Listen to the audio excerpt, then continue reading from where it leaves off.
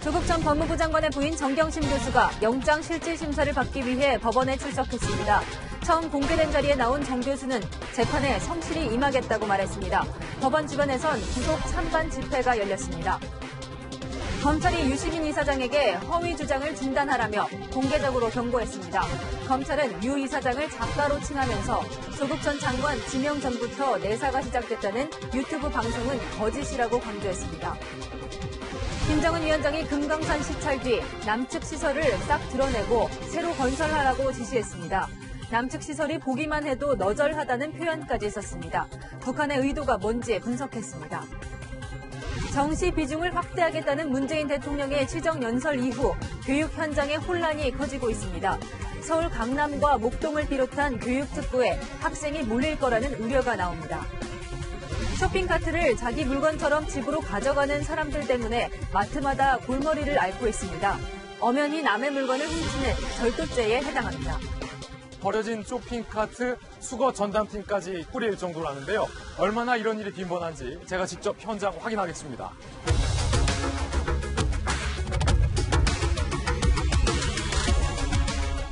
여러분 안녕하십니까. 조국 전 법무부 장관의 부인 정경심 교수의 구속영장 심사가 조금 전 끝났습니다. 그 결과는 밤 늦게나 나올 것 같습니다. 서울중앙지법에 나가 있는 김철웅 기자 연결해 현재 상황 알아보겠습니다. 김철웅 기자, 영장 심사를 받고 나온 정 교수 지금 어디에 있습니까? 조금 전 구속영장 심사를 마치고 법정을 나온 정경심 교수는 경기 의왕시에 있는 서울구치소로 이동해 법원의 판단을 기다리고 있습니다. 오전부터 시작된 영장심사는 조금 전 오후 5시 40분쯤 끝났는데요. 영장심사 도중에 점심 식사와 휴식을 위해 2차례 휴정이 되기도 했습니다. 통상적인 영장심사에 비해 상당히 오랜 시간 동안 진행됐는데 그만큼 검찰과 정 교수 측의 공방이 치열했다는 뜻입니다. 정 교수는 점심 식사를 위해 휴정이 됐을 때도 법원 밖으로 나오지 않았습니다. 대신 법원 안에 있는 대기실에 머무르면서 주문한 김밥으로 식사를 해결했습니다. 네, 가장 관심이 큰 영장 심사 결과 언제쯤 나올 것 같아요?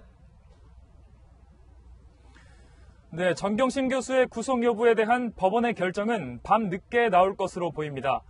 일단 구속영장 심사 시간부터가 상당히 길었는데 정 교수에게 적용된 혐의가 11가지에 이르기 때문입니다.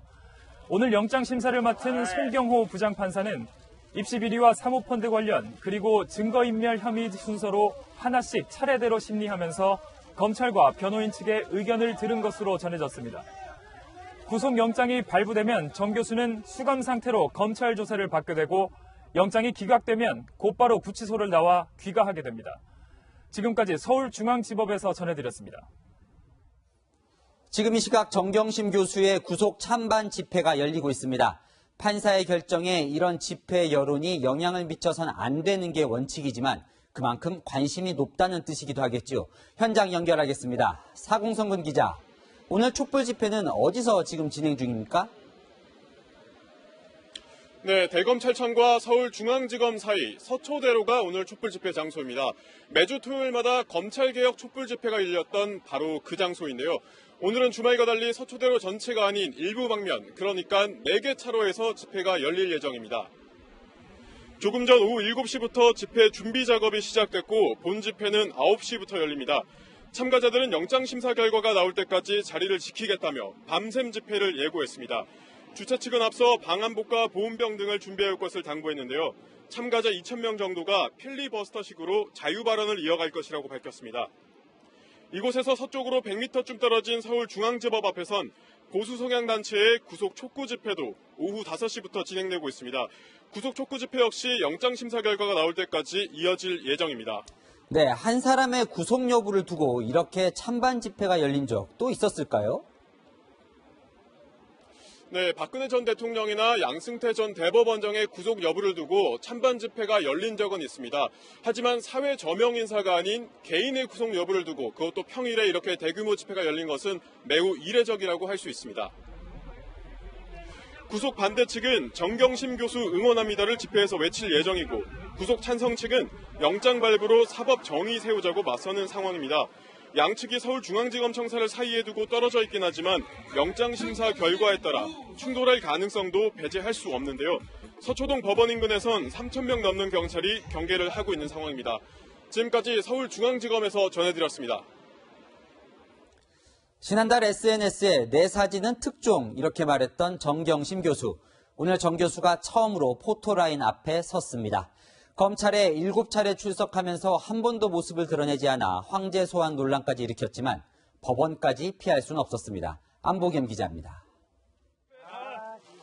정경심 교수는 오늘 하루 7시간 45분의 간격을 두고 포토라인을 2번 지나쳤습니다. 그런데 두 번째는 확연히 다른 모습이었습니다. 고개를 숙인 채 계단을 걸어 내려온 정 교수의 오른쪽 눈은 안대로 가려져 있었습니다.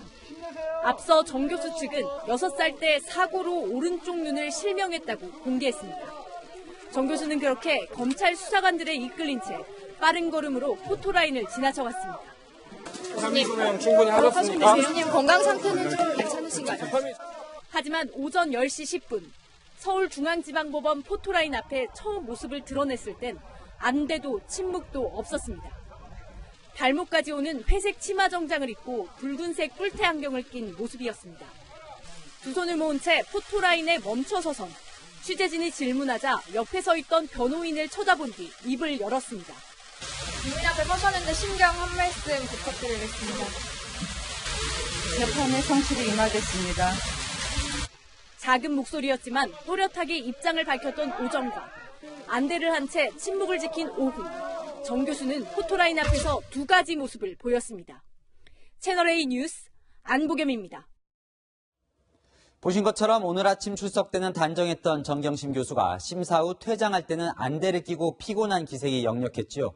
구속 여부를 가를 최대 변수인 정 교수의 건강 상태를 두고 정 교수와 검찰이 세게 맞붙었습니다. 이어서 권솔 기자입니다. 검찰은 오늘 정경심 교수 구속영장 심사가 열리는 법정에 의사 출신 검사를 투입했습니다. 정 교수의 건강 상태가 최대 변수로 떠올랐기 때문입니다. 구속 요건에 법률적으로도 의학적으로도 어긋나지 않는다는 걸 밝히겠다는 겁니다. 정 교수 변호인단은 뇌종양, 뇌경색을 증명할 수 있는 CT, MRI, 그리고 신경외과의 진단서를 제출했습니다. 정 교수가 극도로 힘들어해서 수감 생활이 힘들다는 주장입니다. 건강 상태도 방어권을 행사함에 있어서나 구속수감 항상 그 구속을 감내하는 데 있어서 충분히 어려울 수 있는 상황이기 때문에 고려되어야 된다는. 하지만 검찰은 정 교수 뇌종양은 악성 종양이 아니라며 수감 생활이 힘들 정도로 건강에 문제가 있는 것은 아니라고 맞섰습니다. 정 교수 변호인단이 최근 검찰에 제출한 진단서에도 의사 이름과 의료기관 명이 적혀 있지 않아 전문가를 통한 MRI 판독 등 검증 절차를 거쳤다는 설명입니다. 법원은 양측이 제출한 의료 기록 등 자료를 근거로 영장 발부 여부를 결정할 예정입니다. 채널A 뉴스 권솔입니다. 조국 전 장관의 동생 구속영장이 기각됐던 검찰이나 구속 갈림길에 놓인 정경심 교수나 오늘 영장심사는 물러설 수 없는 고비입니다. 정 교수가 변호인 6명을 투입해 총력전에 나서자 검찰은 10명의 검사로 맞불을 놨습니다. 이동재 기자입니다. 법원의 정경심 교수 구속영장 심사는 오늘 오전부터 해가 질 무렵까지 장시간 이어졌습니다. 정 교수는 법정에 서울구법 부장판사를 지낸 김종근 변호사 등 변호인 6명과 함께 출석했습니다. 정 교수의 변호인단은 프리젠테이션을 통해 구속영장에 기재된 혐의가 왜곡돼 있다고 주장했습니다. 입시 비리와 펀드 불법 투자, 증거인멸 교사 등 각각의 혐의별로 수백 쪽에 달하는 의견서도 제출했습니다. 한 가정이 파탄날 지경으로 어려움과 고통을 받았는데 이제는 차분하고 냉정하게 마땅히 불구속으로 해서. 검찰은 서울중앙지검 반부패 수사 2부 부부장 등 10명 안팎의 검사를 투입했습니다.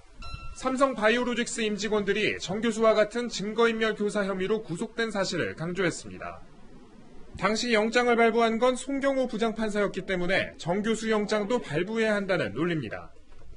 조국 전 법무부 장관과 윤석열 검찰총장의 운명이 걸린 영장심사인 만큼 양쪽 모두 총력전을 펼친 겁니다. 채널A 뉴스 이동재입니다. 네, 법조팀 최주연 기자와 함께 자세한 이야기 나눠보겠습니다. 네, 최 기자. 일단 정 교수가 구속영장 심사를 포기하진 않았어요. 판사의 질문에 직접 답을 한 거죠? 네, 맞습니다. 오늘 형식은 그렇게 진행됐다 이렇게 볼 수가 있는데 이 법원은 영장 전담 판사가 피의자를 대면해서 이 직접 진술을 들을 수 있도록 하고 있는데 이 정 교수도 이 절차를 통해서 적극적으로 혐의를 부인했다 이렇게 볼 수가 있겠습니다. 이제 송경호 영장 전담 판사는 이 범죄의 중대성 그리고 증거 인멸 도주 우려 등을 파악할 수 있는 정 교수 진술을 근거로 이 최종 판단을 하도록 되어 있습니다. 특히 변수로 작용한 이 정 교수의 건강 상태도 상세히 물어본 것으로 알려졌습니다. 네, 그러니까 판사가 정 교수 건강 상태를 직접 확인을 한 건데 변호인단 말로는 오늘도 정 교수가 힘들어했다는 거죠? 네, 맞습니다. 앞서 그 리포트에서 보셨는데 이 정 교수 측 변호인단은 이 언론 브리핑을 통해서도 정 교수가 고통으로서의 휴정을 요청했다 이렇게 강조했었습니다. 이 정 교수는 오른쪽 눈에 안대를 하고 나오는 것도 시청자분들 보셨을 텐데 하지만 검찰의 입장에서는 정 교수가 이 심사에 잘 임하고 있다 이렇게 판단을 하기도 했었습니다. 네, 심사 시간이 6시간 40분이나 걸렸어요. 상당히 긴 편인 거죠? 네, 미리 알려졌던 것처럼 이 영장에 적시되어 있는 혐의 자체가 워낙 많은 데다가 정 교수의 변호인단이 법리 적용에 문제가 있다고 이 조목조목 따졌기 때문입니다. 2017년 3월에 박근혜 전 대통령의 구속영장 심사는 8시간 40분 만에 끝난 것으로 알려지고 있는데 이 정 교수의 영장 심사는 이재용 삼성전자 부회장보다는 조금 적게 걸렸었고 양승태 전 대법원장보다는 긴 시간이 소요됐다 이렇게 알려졌습니다.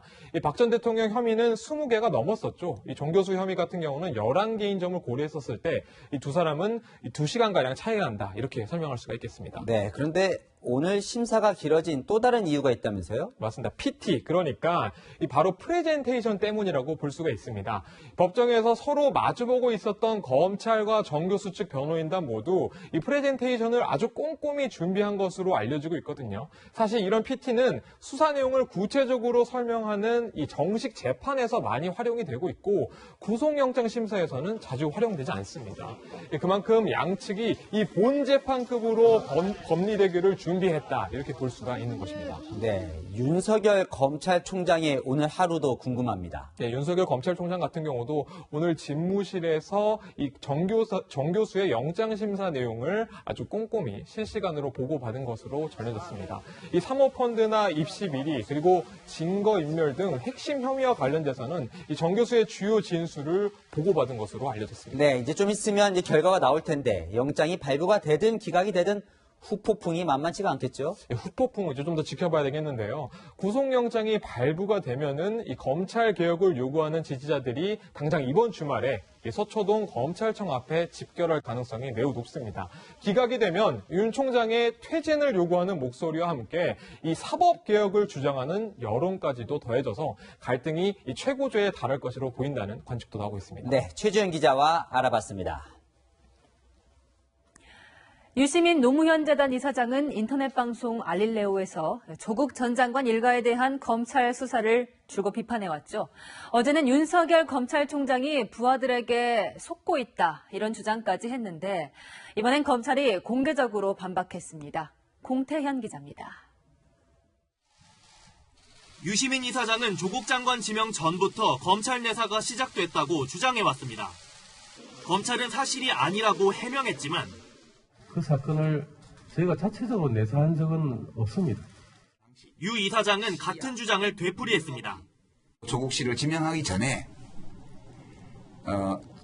청와대에 의견을 냈어요. 그 내사 자료에 의거해서 수사팀이 피의 사실을 흘려도 검찰총장이 파악도 못했다며 윤석열 총장에게 직격탄도 날렸습니다.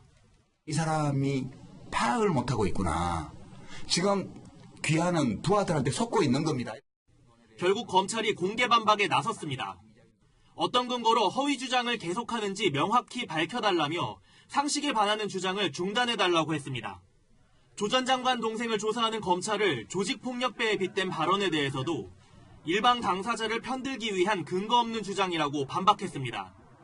윤석열 검찰총장도 국정감사에서 정경심 교수 수사를 비판하는 의원들에 맞서며 비슷한 표현을 쓴 적이 있습니다. 어느 특정인을 우선 이 좀 여론상으로 이렇게 보호하시는 듯한 그런 말씀을 자꾸 하시죠. 오늘 검찰의 반박이 윤 총장의 심경이 반영돼 있다는 분석이 나오는 이유입니다. 채널A 뉴스 공태현입니다. 오늘 구속영장 심사를 받은 정경심 교수, 현재 동양대학교에서 휴직한 상태죠. 그런데 휴직 과정에 대한 의혹이 제기됐습니다. 동양대 규정대로라면 직위 해제를 해야 하는데 휴직을 허락했다는 겁니다. 최수연 기자입니다. 지난달 16일 동양대에서 열린 교원 인사위원회. 닷새 전 병원 진단서를 내고 병가휴직 의사를 밝힌 정경심 교수의 신병 처리를 논의하는 회의가 열렸습니다. 당시 정 교수는 사문서 위조 혐의로 재판에 넘겨진 상황. 인사위 부위원장이 형사 기소된 교원은 직위를 해제한다는 동양대 인사규정을 언급했지만 회의 결론은 정 교수에 대한 무급휴직 허용이었습니다. 형사 기소된 교원은 직위를 부여하지 않는다고 정한 동양대 정관 대신 직위를 부여하지 않을 수 있다고 한 사립학교법을 따르기로 한 겁니다. 당시는 조국 전 장관이 취임한 지 일주일이 된 시점이었습니다. 동양대 인사위 회의 참석자는 곽상도 자유한국당 의원실 관계자와의 전화통화에서 의견이 한쪽으로 쏠렸다. 왜냐하면 학교 입장에선 조국 장관이 대통령 다음 아니냐며 당시 분위기를 설명한 걸로 전해졌습니다. 파장이 커지자 동양대 측은 정치적 고려는 일체 없었다고 해명했습니다. 선택적인 얘기고요. 저희가 내부적으로는 검토하고 해제를 안 해도 문제가 있을 판단한 거죠. 하지만 동양대가 내부 규정과 배치되지 않는 사립학교법을 이유로 정 교수의 직위 해제 대신 휴직을 허락한 배경을 두고 논란이 가라앉지 않고 있습니다. 채널A 뉴스 최수연입니다.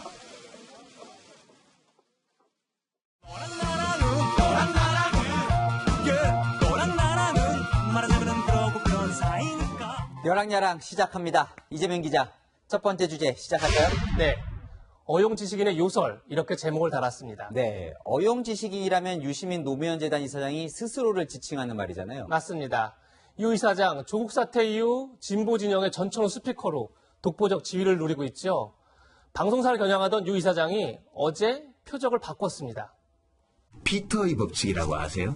위계 조직에서는 모든 사람들이 자신의 무능이 증명되는 지위까지 승진하는 경향이 있다. 네, 피터의 법칙. 이건 무슨 법칙입니까? 예, 다시 말해 이전 위치에서 능력을 인정받은 사람이 더 높은 자리에 올랐을 때 그 직분을 감당할 능력이 없을 가능성이 크다는 겁니다. 누구를 얘기하는 걸까요? 윤 총장은 굉장히 유능한 검사였잖아요. MB 정부가 쿨했다라고 얘기할 때 저분은 정신적으로 정서적으로 여전히 특수부장에 머물러 있구나. 유 이사장의 얘기는 이겁니다. 윤 총장은 특수부장까지가 딱 어울리는 사람인데 과하게 검찰총장을 시켜 이 사달이 났다는 겁니다. 네, 그런데 윤 총장을 검찰총장으로 시킨 사람이 바로 문재인 대통령이잖아요. 그럼 문 대통령을 비판한 건가요? 네, 맞습니다. 어제 방송에서도 유 이사장의 답변을 듣던 패널이 똑같은 질문을 합니다. 그 질문에 대한 유 이사장의 답입니다. 그게 이제 임명권자의 책임이 있죠. 왜냐하면 그 자리 가기 전까지는 모르거든. 그 사람의 무능이 어느 지위에서 드러날지를 알기가 되게 어려워요. 예, 본의 아니게 유시민 이사장이 문재인 대통령을 저격한 건데요. 피터의 법칙 때문에 문 대통령도 어쩔 수 없었다. 이런 논리입니다. 네, 요상한 말 혹은 말을 많이 하는 걸 요설이라고 하던데 그렇다면 요설이라고 할 만하네요. 그렇습니다. 어제 유 이사장은 홍준표 자유한국당 전 대표와 토론을 가졌는데 그때도 같은 얘기가 나왔습니다. 유시민 장관이 좌파 진영의 폼을 골랐을 거예요. 홍 대표님하고 선거판에서 벌리고 하기서 그러니까 저하고 붙고 싶다 그런 뜻 아니에요 지금. 에이, 난 유 장관하고 하기는 싫지. 무서우세요? 아니, 요설이야. 아니, 말 잘한다고 펴봤나요? 네, 말로는 누구에게도 지지 않는 홍 전 대표인데 유 이사장은 만만한 상대는 아닌가 봅니다. 예, 두 사람 어떻게 보면 보수와 진보의 양대 요설이 아닐까 싶은데요. 홍 전 대표, 유 이사장에게 이런 직설적인 조언을 했습니다. 조국을 실드 치려고 요즘 유 장관이 지금 안 끼는 데가 없거든. 저 양반 저러다가 저래 나대면 칼 맞지. 또 칼 맞는다. 예, 오늘의 한마디는 말로 흥한 자, 말로 점점점 이렇게 정했습니다. 네, 점점점 말을 아꼈는데 말 잘한다고 정치를 꼭 잘하는 건 아니죠. 두 번째 주제로 넘어가겠습니다. 예, 이번에는 짬짬이 가산점 얘기를 해보겠습니다. 오늘 박용진 민주당 의원이 이런 이색 제안을 했습니다. 삭발 가산점도 줘야죠. 머리 깎고 의지를 높였으니 머리 깎고 순서대로 줘야죠. 예, 박 의원의 얘기는 조국 전 장관 사퇴를 촉구하며 삭발한 의원들에게도 공천 가산점을 주라는 겁니다. 네, 삭발 가산점이요. 뭐 이런 이야기가 나온 배경이 있겠죠? 예, 어제 나경원 원내대표가 먼저 가산점 얘기를 했습니다. 수사 대상인 분들은 앞으로 공천 과정에서 가산점이 있을 것이다 라는 부분에 대해서 오늘 의원님들께 좀 공지해 드린 것입니다. 예, 패스트트랙 수사를 받는 의원들에게 가산점을 주겠다는 건데요. 다른 당에서는 불법행위를 권장하는 거냐, 조폭 논리다, 이런 비판들이 쏟아졌습니다. 네, 보통 공천 가산점이라고 하면 여성, 장애인, 청년 등 정치적 소수자에게 주는 거잖아요. 예. 그런데 현역 의원에게 가산점을 준다. 이건 뭐 새로운 발상이네요? 그런 거죠. 근데 나 원내대표가 가산점 얘기를 한 데는 나름의 이유가 있습니다. 먼저 현역 의원들의 불안감입니다. 지역에선 수사를 받게 될 의원들이 내년 총선에 나오지 못한다, 이런 소문들이 퍼지고 있다고 합니다. 하지만 이보다 더 중요한 건 조만간 민주당이 공수처법과 선거법을 본회의에 올릴 텐데 그때도 의원들이 몸을 아끼지 않으려면 실익이 있어야겠죠. 우리는 정치 저항을 했습니다. 정치 저항을 올바르게 앞장서서 하신 분들에게 가산점을 주는 것은 당연한 일입니다. 아무리 그래도 검찰 수사를 받는다고 가산점을 준다는 건 좀 모순인 것 같은데요. 그렇죠. 보수의 핵심 가치가 법치주의인데 위법행위에 가산점을 준다는 건 이 또한 요설일 겁니다. 네, 지금까지 여랑야랑이었습니다. 북한에서는 김정은 국무위원장이 요설로 거듭나고 있습니다. 금강산에는 남한 소유 시설이 이렇게 많이 남아있죠. 김 위원장이 보기만 해도 기분 나쁘다며 싹 드러내라고 지시했습니다. 북한식으로 새로 건설하겠다는 구체적인 개발 계획도 내놨습니다. 먼저 최선 기자입니다. 금강산 관광지구 시찰에 나선 김정은 국무위원장. 남측이 지은 시설을 둘러본 뒤 직설적이고 원색적인 표현으로 비판합니다. 건축물들이 민족성이라는 것은 전혀 찾아볼 수 없고 건축 미학적으로 심히 낙후할 뿐 아니라 세계적인 명승지에 자리 잡고 있는 것이 정말 꼴불견이라고 하면서 그러면서 땅이 아깝다며 남측 시설을 모두 철거하라고 지시했습니다. 보기만 해도 기분이 나빠지는 너절한 남측 시설들을 싹 드러내도록 하고 현대적인 봉사시설들을 우리식으로 새로 건설해야 한다고. 금강산에는 남한 소유 시설이 많습니다. 바닷가 고성항에는 현대아산의 금강호텔을 비롯해 금강펜션타운, 가족호텔 등이 있고 골프장 등 레저시설도 있습니다. 서쪽으로는 한국관광공사 소유 문화회관과 운정각 등이 있는데 싹 밀고 새로 짓겠다는 겁니다. 김 위원장은 금강산을 고성항, 비로봉, 해금강으로 나눠 개발하고 비행장과 전용 철도로 원산 갈마 그리고 마식령 스키장을 연결해 외화벌이 관광 거점으로 만들겠다는 구상입니다. 이번 김 위원장의 현지 지도에는 지난 넉 달가량 보이지 않던 부인 리설주도 동행했습니다. 채널A 뉴스 최선입니다. 그동안 북한은 조건 없이 금강산 관광을 재개하겠다는 입장이었는데 갑자기 남측 시설 철거라는 극단적인 카드까지 꺼내든 이유 무엇일까요? 이어서 김윤정 기자가 보도합니다. 아무런 전제 조건이나 대가 없이 개성공업지구와 금강산 관광을 재개할 용의가 있습니다. 올해 신년사에서 조건 없이 금강산 관광을 재개하겠다던 김정은 위원장이 시설 철거라는 강수를 꺼내들었습니다. 지난해 평양 남북정상회담에서 금강산 관광 재개에 합의해놓고 우리 정부가 지금까지 아무런 움직임을 보이지 않자 불만을 표출한 겁니다. 특히 김 위원장은 김정일 시대 대남 정책까지 비판하며 남한 의존 탈피를 강조했습니다. 국력이 여릴 적에 남에게 의존하려 했던 선임자들의 의존 정책이 매우 잘못됐다고 심각히 비판하셨습니다. 남북 경협 없이도 독자적으로 개발할 수 있다며 근본적인 정책 변화 가능성까지 거론했습니다. 금강산이 마치 북과 남의 공유물처럼 북남 관계가 발전하지 않으면 금강산 관광도 하지 못하는 것으로 되어 있는데 이것은 분명히 잘못된 일이고 자력 갱생 강조를 통해 북한 내부를 결속시키고 경협의 미온적인 한국 정부를 압박한 것으로 풀이됩니다.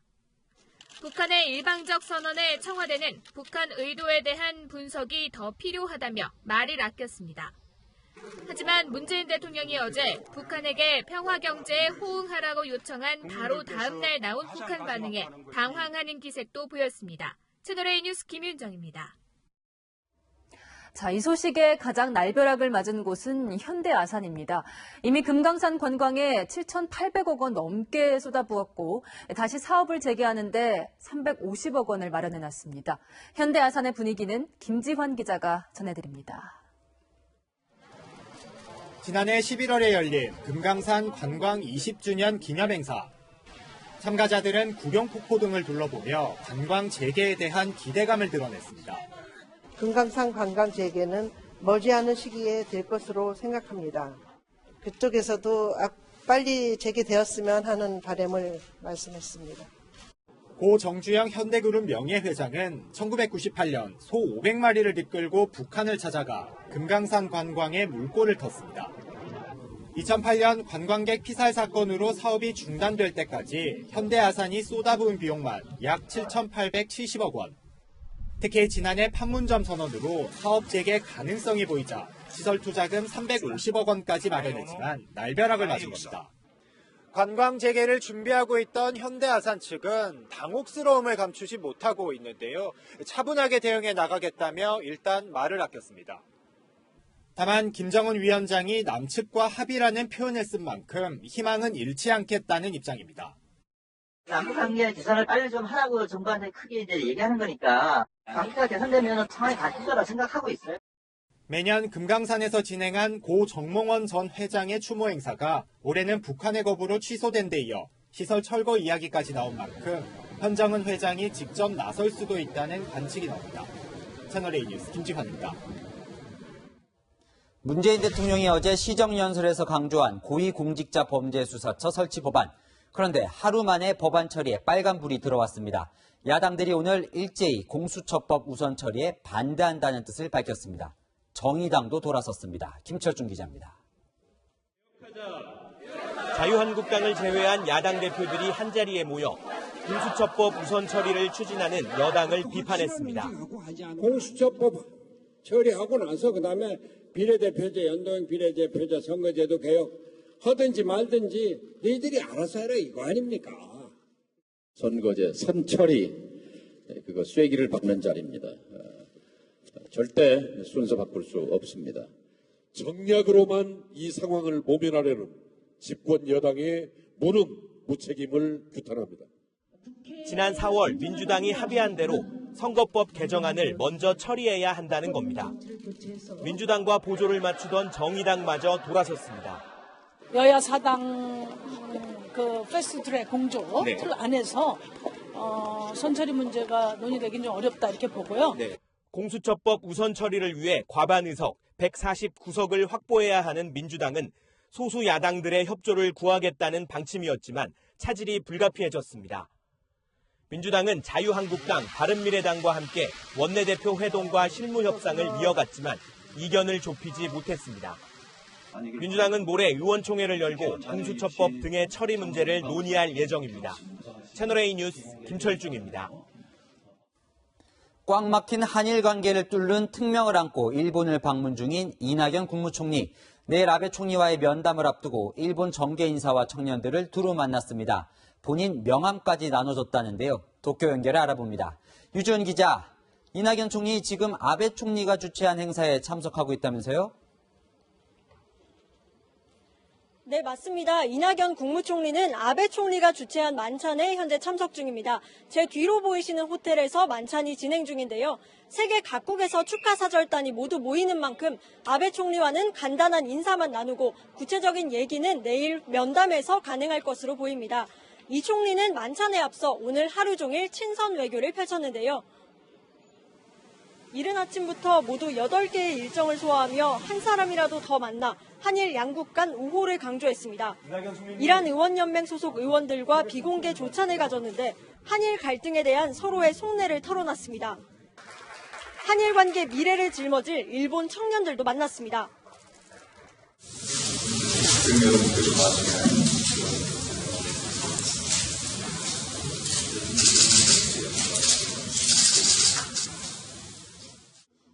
제1동포들을 만나서는 애로사항을 들었고 오후에는 일본 여야 정치인들을 잇따라 만났습니다.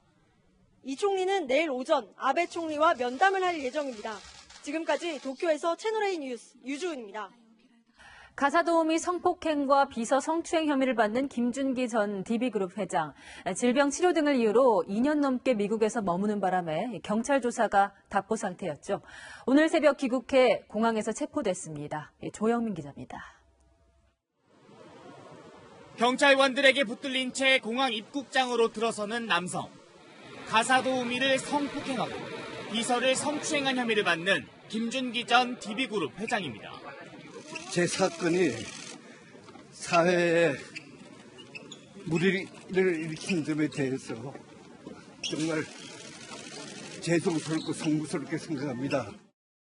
김 전 회장은 지난 2017년 7월 미국으로 출국한 직후 여비서에게 상습 성추행 혐의로 고소당했고 이후 성폭행 피해를 주장하는 가사도우미에게도 고소당했습니다. 2년 3개월 만에 귀국했지만 공항에서 기다리고 있던 경찰에 체포됐습니다. 조사 과정에서 진실을 밝히겠습니다. 네, 인정하지 않습니다. 두 가지 혐의 전부 다 인정하지 않습니다. 네. 인터폴 적색 수배 상태였던 김 전 회장은 건강 상태를 이유로 미국에서 체류 비자를 연장하며 귀국을 미뤄왔습니다. 하지만 지난달 미국 국토안보부가 비자 연장을 거부해달라는 경찰청의 요청을 받아들이면서 귀국을 결심한 걸로 전해졌습니다. 해외 도피를 이유로 기소 중지 상태였던 사건 수사를 재개한 경찰은 김 전 회장에 대해 구속영장을 신청할지 검토하고 있습니다. 채널A 뉴스 조영민입니다. 반정부 시위가 벌어진 레바논에서 우리에게도 익숙한 동요 아기상어가 울려 퍼졌습니다. 한국을 넘어 전 지구촌에서 뜨겁게 불고 있는 아기상어 열풍. 김민지 기자가 소개합니다. 율동까지 따라하며 흥겹게 노래하는 사람들.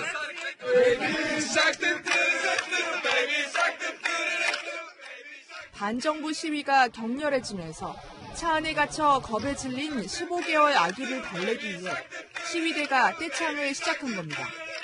Baby Shark is truly global. Robin's mother says the break into song was spontaneous. She says the cute clip spread so before she could even tell him about it. 미국 야구장에선 응원가로 쓰이며 인기몰이 중입니다. 원래 북미의 구전공예였지만 4년 전 한국의 콘텐츠 제작업체가 상어가족 캐릭터에 맞춘 노래 영상을 만들면서 유명해졌습니다. 중독성 넘치는 후렴구에 따라하기 쉬운 율동도 한몫했습니다. 동심을 자극할 수 있는 정서와 이제 메시지가 있기 때문에 전 세계적으로 크게 폭발했다고 생각됩니다.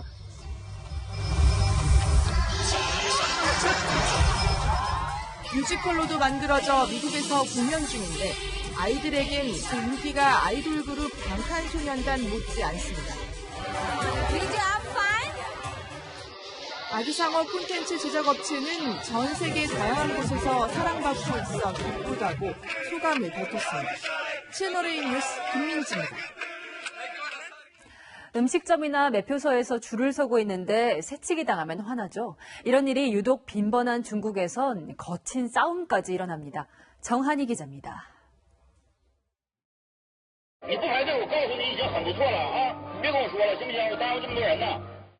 한 매표원이 목소리를 높입니다. 한 여성이 줄을 서지 않자 호되게 꾸짖은 겁니다. 중국에선 장소를 가리지 않고 벌어지는 새치기 때문에 종종 시비가 붙습니다. 지난달에는 한 여성이 개찰구 밑에서 머리를 불쑥 내밀었습니다.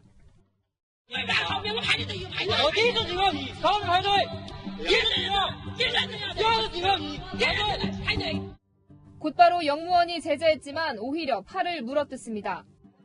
한 관광 안내원은 새치기를 하고도 오히려 큰 소리를 칩니다.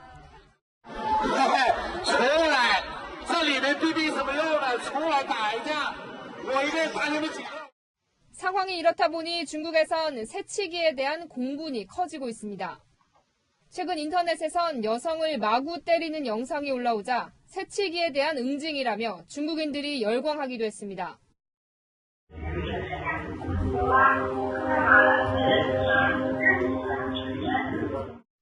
경찰 조사 결과 이 여성은 새치기한 것이 아니라 계산하러 가다 다른 여성의 몸을 살짝 스쳤던 것으로 밝혀졌습니다. 채널A 뉴스 정한입니다. 마트에서 사용하는 쇼핑카트가 자꾸 사라집니다. 하나에 15만 원이 넘는 카트를 집으로 가져가는 사람들이 있다는데 김진이 간다 김진 기자가 실태를 취재했습니다.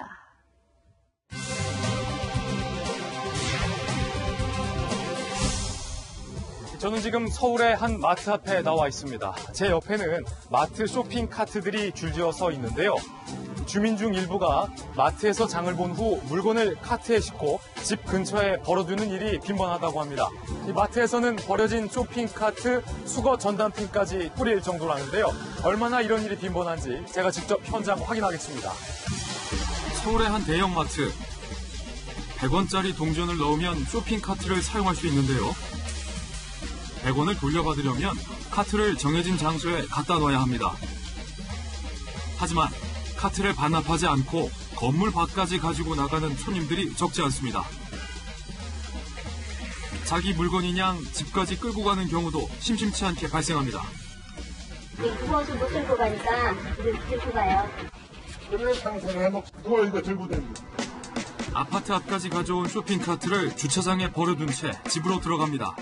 저희가 가져가지 말라고 말해도 가져가는 분들이 워낙 많아가지고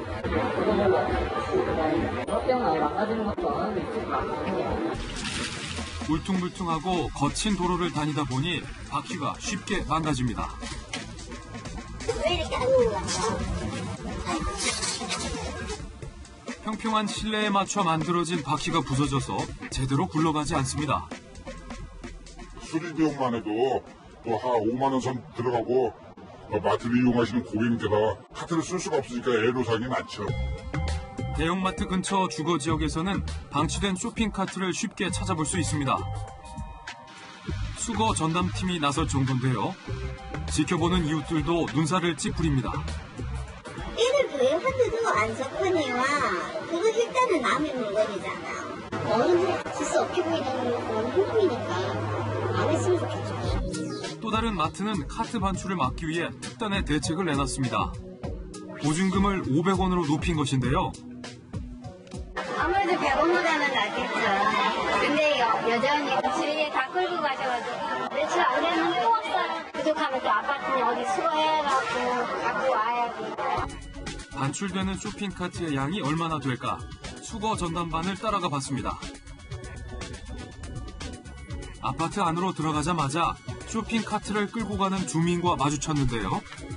저희 주세요, 저희요. 아무런 죄의식도 못 느끼는 표정입니다. 마트 거 여기까지 갖고 오신 거 아니에요. 생활화되면 안 돼요. 예. 큰 도로 옆에도 묶여있는 쇼핑카트가 있습니다. 노점상들이 물건 보관용으로 쓰고 있습니다. 아침에 물겠지. 내일 아침에 가거든. 그거 가가지고 뭘 먹어. 인근 노점상들도 쇼핑카트를 하나씩 가지고 있습니다. 근데 궁금한데. 이거 마트 거 아닌가요? 네. 정상하느라고 오늘 이거 가져온 거야. 수거 작업 30분 만에 트럭에 쇼핑카트 15개가 실렸습니다. 카트 가격은 하나에 보통 15만 원 이상으로 꽤 비쌉니다. 쇼핑카트를 훔쳐가는 행위는 엄연한 절도 행위로 처벌받을 수 있습니다. 쇼핑카트는 마트의 소유물이기 때문에 쇼핑카트를 끌고 나왔다라고 하면 현행법상 절도죄에 해당할 수 있습니다. 절도죄는 6년 이하의 징역이나 1,000만 원 이하의 벌금에 처해집니다. 현장 취재를 해보니 쇼핑카트가 사라지는 곳은 부유층과 저소득층 지역을 가리지 않았습니다. 카트를 가져가는 행위는 양심을 내버리는 행위나 다름없습니다. 카트는 놔두고 대신 양심을 챙겨가야 하지 않을까요? 김진희 간다의 김진 기자입니다. 수능 준비에 바쁜 고3 학생들이 단체 행동에 나선 학교가 있습니다. 학교의 일부 교사를 향해 편향된 정치 사상을 강요했다며 학생들을 정치적 놀이개로 이용하고 있다고까지 비판했습니다. 이 학교에 무슨 일이 있었던 건지 이지훈 기자가 취재했습니다. 학생들이 현수막을 펼쳐들고 교문 앞에 섰습니다. 수능을 코앞에 둔 고3 학생들입니다. 일부 교사들이 반일 사상을 강요하는 사상 독재를 하고 학생들을 정치적 놀이개로 이용하고 있다고 주장했습니다. 학생들은 그들의 정치적 시체로 전락하였습니다. 학생들이 보장받아야 하는 온전한 사상의 영역을 그들의 독재하에 시체가 된 것입니다. 조국 전 장관이 사퇴한 날 교사가 학생들에게 조국 전 장관을 옹호하는 의견을 강요했다고도 했습니다. 무고한 조국을 사악한 검찰이 악의적으로 사퇴를 시켰다라는 뉘앙스로 언급했습니다. 가짜뉴스 믿는 사람들 다 개 돼지야 라는 발언을 하셨습니다. 학생들은 생활기록부 작성 기간이 끝나 교사들의 눈치를 보지 않고 목소리를 내게 됐다고 덧붙였습니다. 이 학교에선 지난주 교내 마라톤 대회에서 교사들이 학생들 옷에 반일 문구를 달게 하고 구호까지 외치게 해 논란이 된 바 있습니다. 마스크를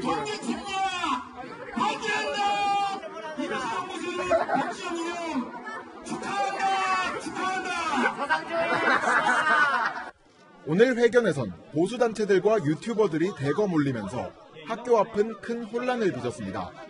근데 왜 집에 못 가고 여기 있는 거예요? 학교 측은 학생들에게 특정 정치 의견을 강요한 적이 없다고 부인하고 있습니다. 하지만 서울시 교육청이 장학사를 파견해 진상조사에 나섰고 결과에 따라 감사에 돌입하겠다는 방침이어서 파장은 한동안 지속될 걸로 보입니다. 채널A 뉴스 이지훈입니다. 문재인 대통령이 어제 시정연설에서 대입 정시 비중을 높이겠다고 말하면서 교육계가 발칵 뒤집혔습니다. 바로 전날 교육부 장관은 정시 비중 확대는 없다고 했었기 때문이죠. 조국 전 장관 사태의 불똥이 엉뚱하게 고등학생과 대학까지 튄 겁니다. 이 내용 이상현 기자가 보도합니다. 문재인 대통령이 대입 정시 비중을 늘리겠다고 발표한 건 어제 오전 10시쯤입니다. 정시 비중 상향을 포함한 입시제도 개편안도 마련하겠습니다. 3시간 뒤 교육부도 정시 비중을 늘리겠다고 밝혔습니다. 하루 전만 해도 정시 확대는 고려 대상이 아니라고 했지만 돌연 입장을 바꾼 겁니다. 수능 정시가 이제 사지선다, 오지선다 선택형이기 때문에 창의적이고 사고력을 키우는 교육과정 운영과는 배치되는 거 아니냐는 문제인식이 있습니다. 조국 전 장관 딸의 입시 비리 의혹의 불똥이 엉뚱한 방향으로 튀어 대입제도 개편이 졸속으로 추진될 수 있다는 지적이 나오는 이유입니다. 이번 개편에 따라 현재 고1 학생이 치르는 2022학년도 대입부터는 당초 설정했던 정시 비중 목표치인 30%를 훨씬 웃돌 것으로 예상됩니다. 정부와 여당은 물론 야당인 자유한국당도 정시 비율을 50% 이상으로 늘려야 한다고 주장하고 있어 정시 비중은 더 커질 가능성이 높습니다. 대학은 혼란에 빠졌습니다. 교육부하고 대통령께서 어제 시정연설한 내용하고는 좀 차이가 좀 있지 않습니까? 예, 그런 상황이기 때문에. 문재인 대통령은 취임 후 처음으로 모레 교육관계 장관회의를 소집해 대입제도 개편안을 논의하기로 했습니다. 채널A 뉴스 이상윤입니다. 사실 인재를 뽑는 대학 입시에 정답은 없습니다. 그러나 문재인 대통령의 지시로 갑자기 정시 비율이 확대되면 오히려 정보가 많은 서울 대치동과 목동 학원가 학생들만 유리해진다는 우려가 나옵니다. 생생한 교육 현장 목소리 이다혜 기자가 들어봤습니다. 서울 대치동 학원가가 가장 분주한 시간. 학원 수업이 끝나는 밤 10시입니다. 학원버스와 함께 자녀를 데려가려는 학부모의 차량들로 붐깁니다. 정시가 확대되면 서울 대치동과 목동을 비롯해 유명 학원가만 특수를 누릴 거란 관측이 나옵니다. 일명 족집게 강사와 1등 스타 강사를 찾아 학생들이 몰린다는 겁니다. 강남권에서 공부한 학생들이 조금 정시 성적이 훨씬 좋으니까 그런 점에서 정시가 들어간다면 아마 강남권 학생이 좋을 것이고 1타 강사도 늘고 족집게 강의도 많이 늘 것 같아요. 많겠죠? 당연히 입시 학원을 많이 더 찾는 것 같아요. 실제 한국대학교육협의회 조사에 따르면 소득 수준이 높을수록 정시전형에 합격하는 비율이 높습니다. 정시전형이 소득 수준이 높은 일부 지역 학생들에게 유리할 수 있다는 겁니다. 이번 대책이 서울 강남이나 목동 학원가 주변 집값을 끌어올릴 거라는 우려도 있습니다. 이제 학원도 이쪽에 많고 하니까 그 비중이 늘어나니까 이쪽으로 이사 온 사람들이 좀 더 많지 않겠습니까? 아마도. 술 먹고 자사고등을 없앤다 그러니까 더 수요자가 많이 늘어나더라고요. 수시 전형에 대비해온 학생들은 허탈감을 감추지 못합니다. 저희 학교는 대체적으로 수시를 준비하는 편이어서 정시로 갑자기 확대를 한다는 것은 좀 큰 어려움이 있지 않나 싶습니다. 전문가들은 대입제도의 예측 가능성을 높여야 할 정부가 오히려 혼란을 부추기고 있다고 지적합니다. 채널A 뉴스 이다혜입니다. 오늘 국회 앞에서 개인 택시 기사들이 차량 호출 서비스 타다의 영업을 금지해달라고 주장했습니다. 타다 측도 대화를 하자며 호소문을 발표했습니다. 서상희 기자입니다. 대형 풍선에 타다 아웃이라 적힌 현수막이 걸렸습니다. 흰색 깃발과 풍선을 든 집회 참가자들은 풍선 터뜨리기 퍼포먼스도 펼칩니다.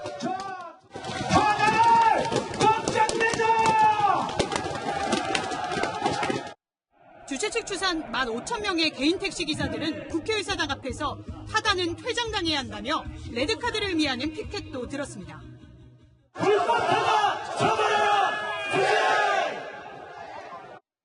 뭐 강남이고 뭐 심야에 가보면 뭐 전부 다 타다들이지. 오늘 일하다가 차 세워놓고 나왔죠. 집회에는 박홍근 더불어민주당 의원과 김경진 무소속 의원도 참석했는데 타다 영업을 제한하는 법안을 내일 국회에 발의하겠다고 약속했습니다.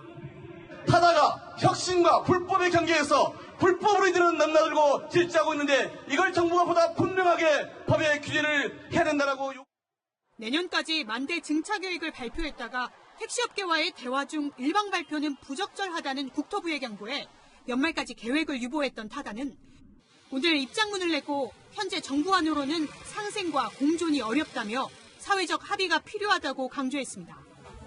평행선을 달리는 양측의 갈등이 장기화 조짐을 보이고 있습니다. 채널A 뉴스 서상입니다. 백제 왕실 무덤으로 추정되는 석촌동 고분군에서 화장된 사람 뼈가 대규모로 발견됐습니다. 1600년 만에 발견된 뼈의 주인 누구일까요? 박수유 기자입니다. 돌을 쌓아 만든 거대한 무덤이 빼곡한 석촌동 고분군. 이곳에서 화장된 뒤 잘게 부서진 사람뼈가 무더기로 발굴됐습니다. 백제 왕실의 화장 문화 증거가 발견된 건 처음입니다. 어깨뼈와 턱뼈, 다리뼈와 치아까지 모두 4.3kg이 나왔는데 같은 부위의 뼈가 2개 발견돼 한 명이 아닌 여러 명의 것으로 추정됩니다.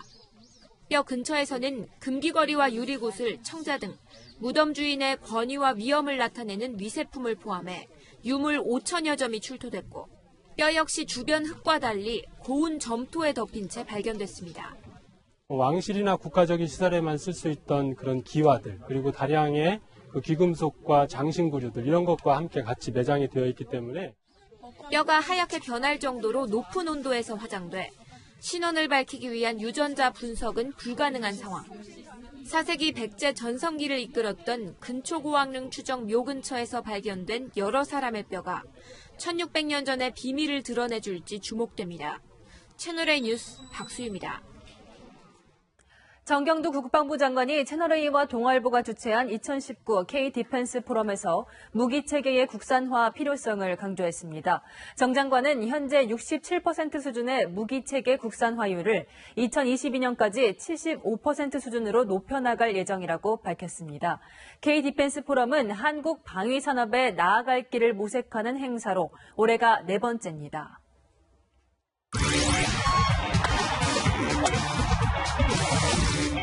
오늘 한국 시리즈 2차전을 앞두고 키움 송성문 선수의 막말 논란이 불거졌습니다. 경기장 분위기가 더 치열하다고 하는데요. 김태욱 아나운서 상황 전해주시죠. 네, 지금 실시간 검색어에도 송성문이라는 이름이 계속해서 올라와 있는데요. 확실히 현장도 그 영향으로 분위기가 뜨겁습니다. 키움의 송성문 선수가 두산 선수들의 부상에 대해서 어제 경기 중에 막말을 한 영상이 오늘 공개돼 경기 전에 사과까지 했습니다.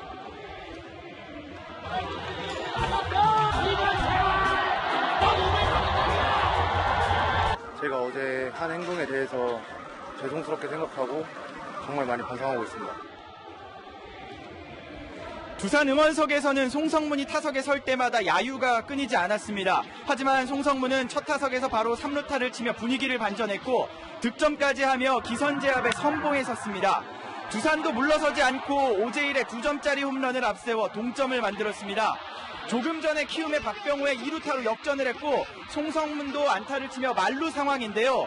현재 6회가 진행 중이고 3대2 키움이 앞서고 있습니다. 경기장에는 팽팽한 긴장감이 흐르면서 가을 야구 분위기를 물씬 풍기고 있습니다.